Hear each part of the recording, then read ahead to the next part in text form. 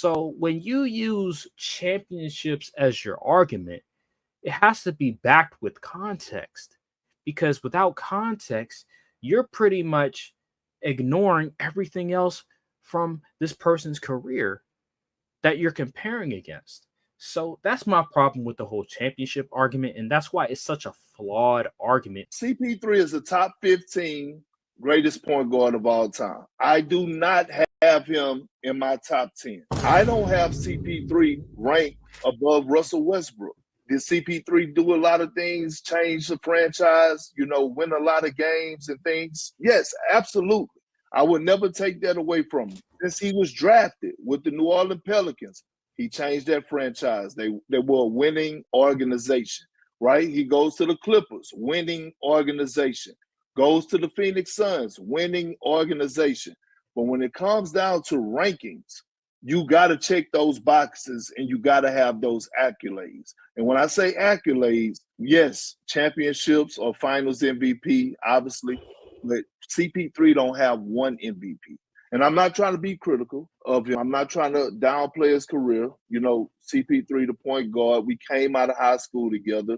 I battled against him in the AAU system as a youngster. Much love, much respect. He's going to be a Hall of Famer. He's just top 15 greatest point guards of all time. He's not in the top 10. Okay, so Kendrick Perkins, that's who he has.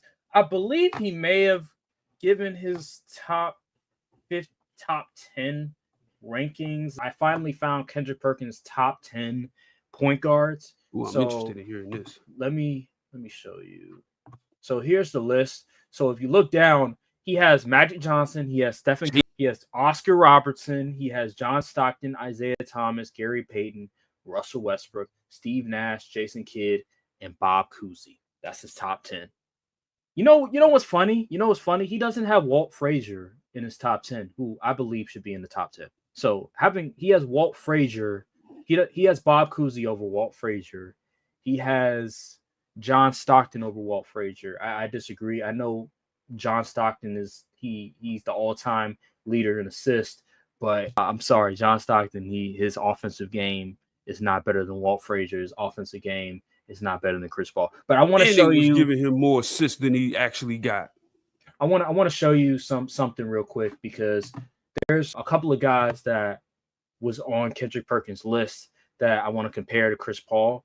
These are guys that also played in the 2000s.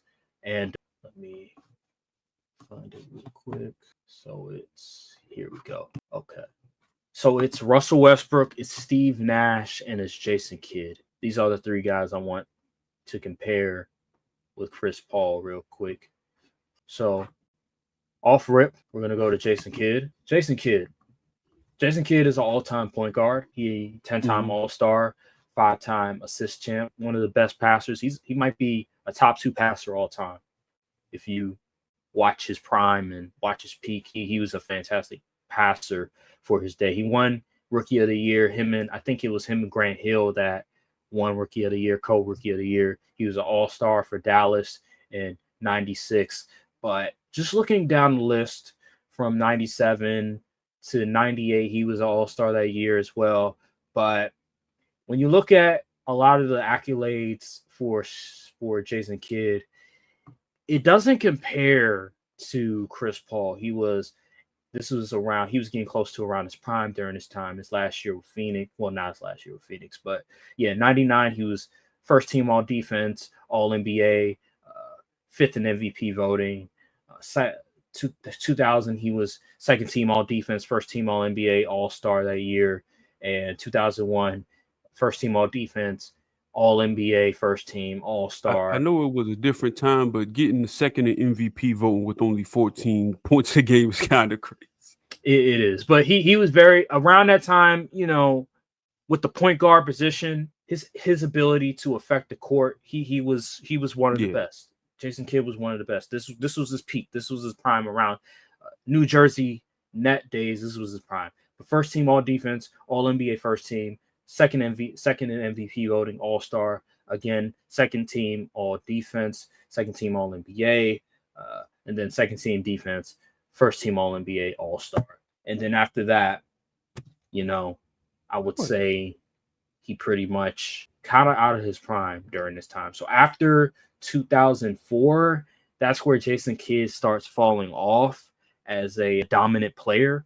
And yeah, that was for the remainder of his career. Even when he went back to Dallas, he wasn't really the same. He was still a good player. He was still a really good passer, but overall, he wasn't that same dominant player that we seen when he was with the Nets and then towards the end of his Phoenix days. So I want to also go to Jason Steve. Kidd, Yeah. the reason why he ain't translate well in his older age to the level like Chris Paul has, he never developed a jump shot. That's why he was Eason Kidd. Well, he until he was like very old. Because he had a good jump shot by the time he got very old. Around the time, I would say, I'm looking at it right now, around 2005, he started developing a jump shot. Oh, this is Steven. Yeah, Jason Kidd. This is Jason Kidd. Let me show you real quick.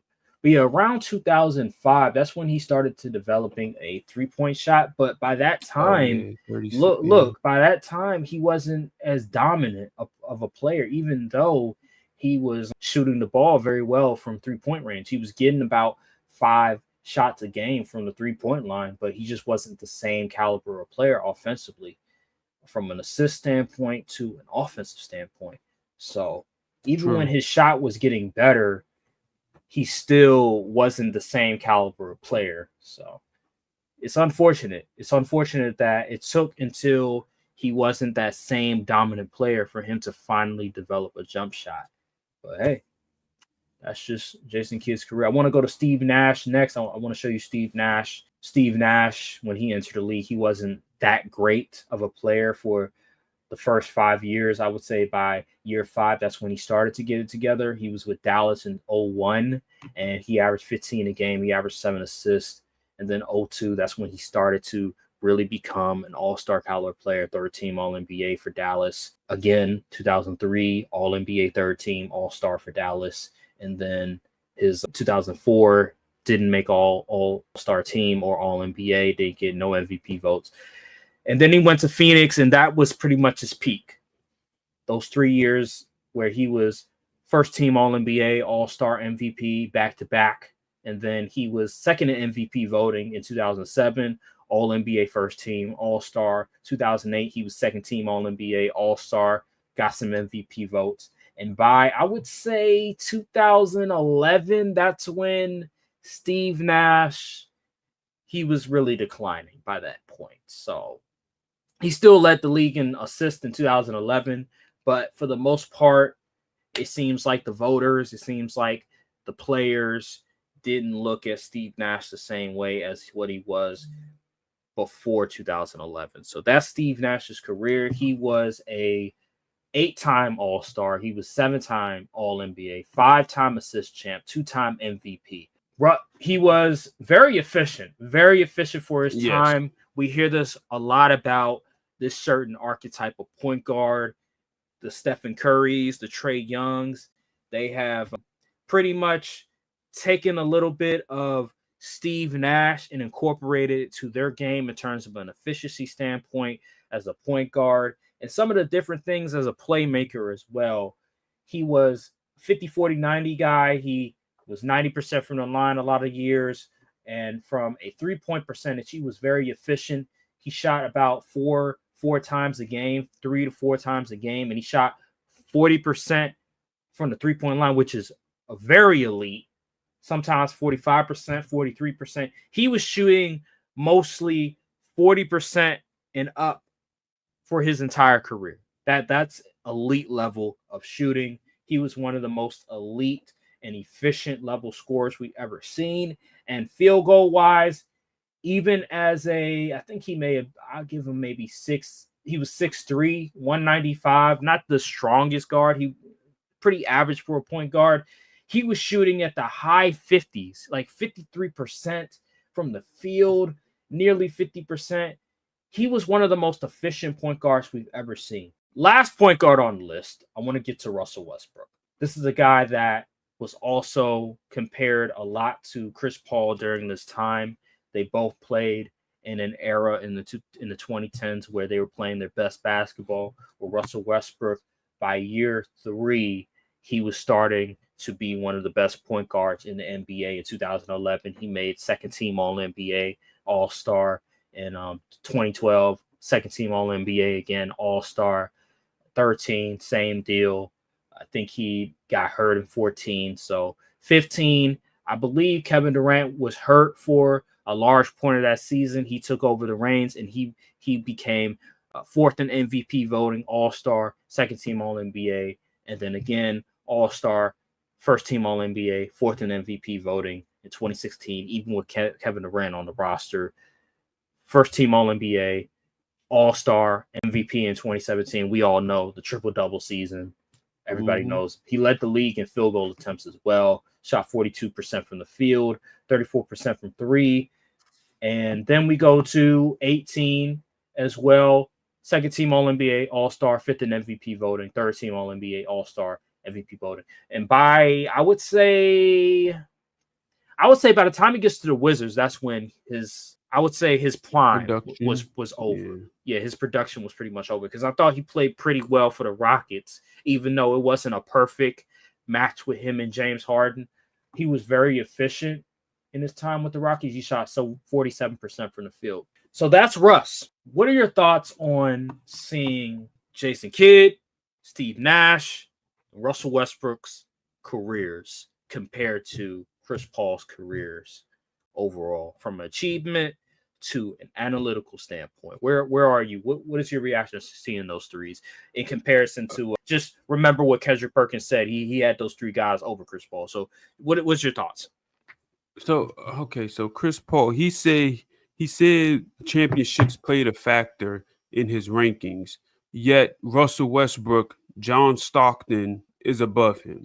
It looked like, I hate when people, like, especially these media guys these are the accredited media journalists or whatever, sports journalists, that get up here and contradict their own point. It doesn't make sense.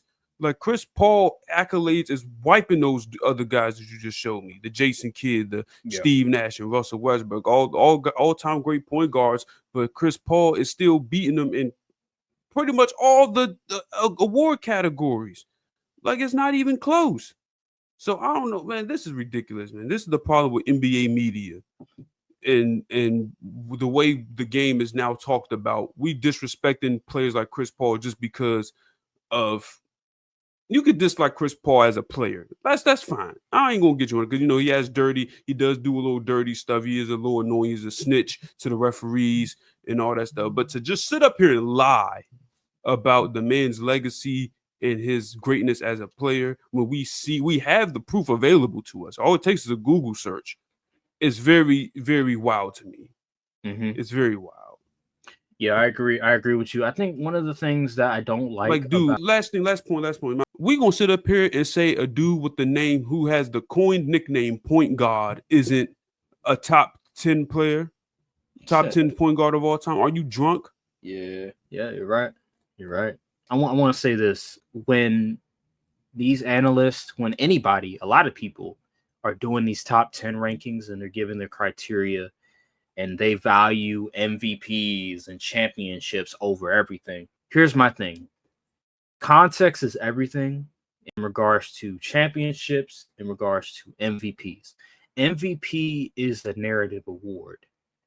So chances are, depending on the year, the people that are voting for the MVP they're going to think a certain way, and there might be different people voting for that MVP, because again, these are journalists that are voting for the MVP, and they're going to use their own analytics. They're going to use their own way of seeing the game. Sometimes they don't even really watch the game that much.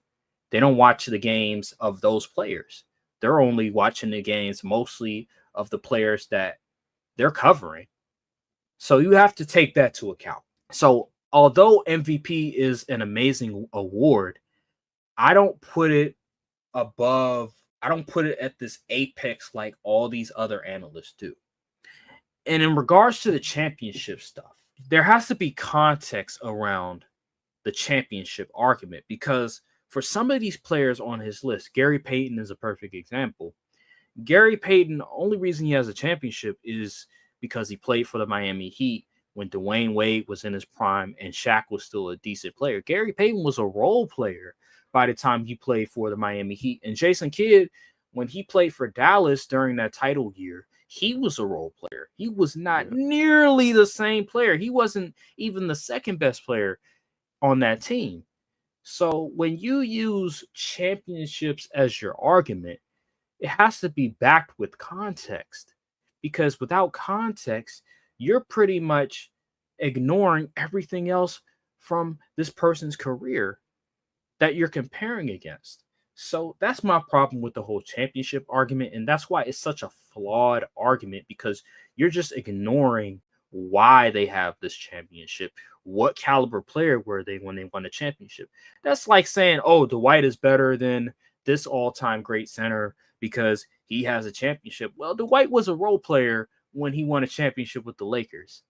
So you're telling me that role player championship is so important that you're going to usurp a center that was just better than him, although he didn't have a ring? I just think it's egregious. I just think that's an idiotic and lazy assessment of a player when you're comparing other all-time great players. That's my problem with Kendrick Perkins. I just think it's a lazy evaluation of an all-time great player in Chris Paul versus other all-time great players. Because what I just showed you, as great as Steve Nash was, as great as Jason Kidd was, as great as Russell Westbrook was, we can't rewrite history. We got to stop rewriting history. We got to tell it how it is.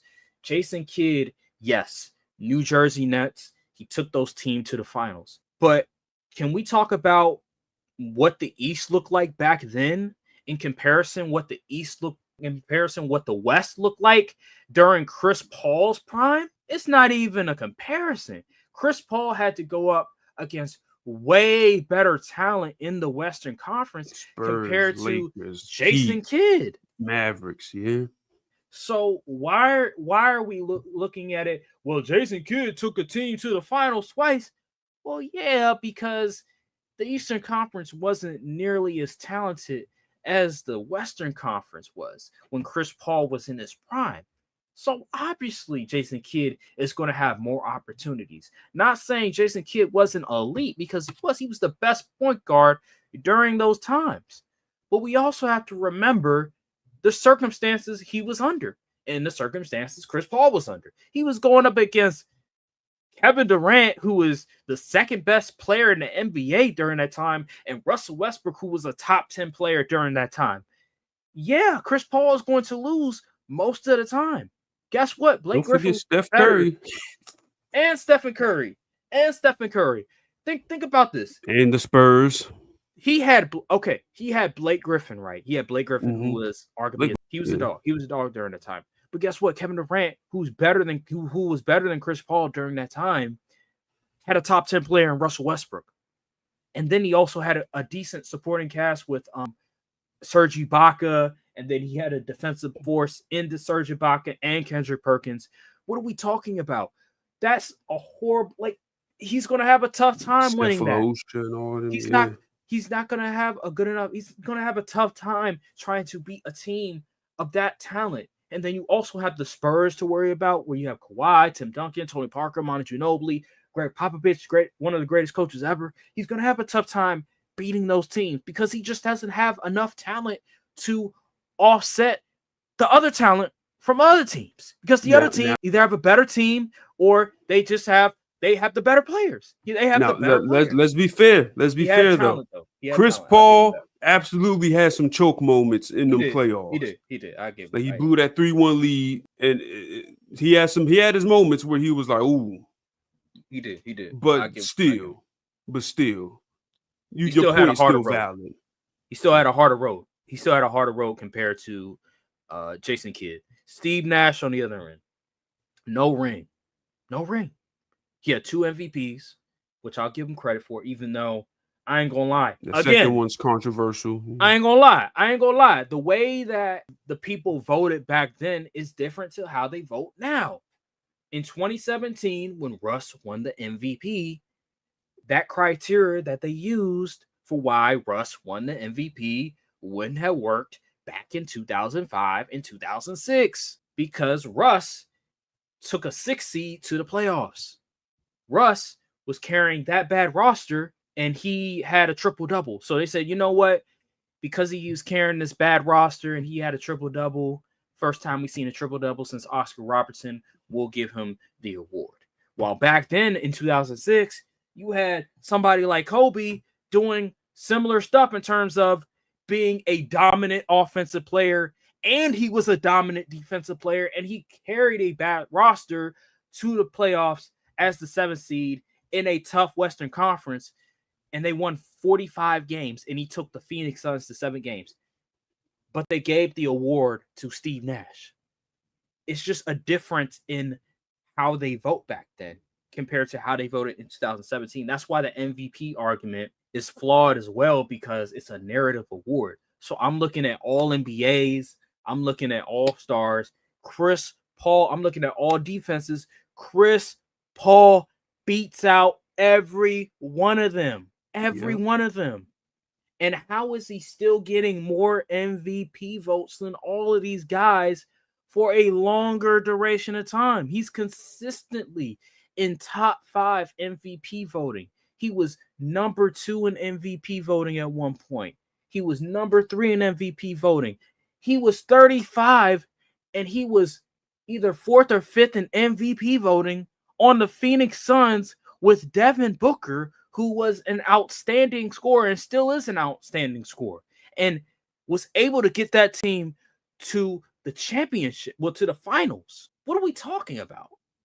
And this was CP3 at 35, 6 feet tall. None of those dudes. I'm telling you, man, it's NBA media is in the mud. NBA discourse, basketball discourse in general is in the mud. Chris Paul, yes, Chris Paul had his bad moments against the Rockets, against Thunder, even to a certain extent against the Milwaukee Bucks. But we can't deny how great he was. We can't deny how big of a mountain he had to climb in the Western Conference with all those great teams.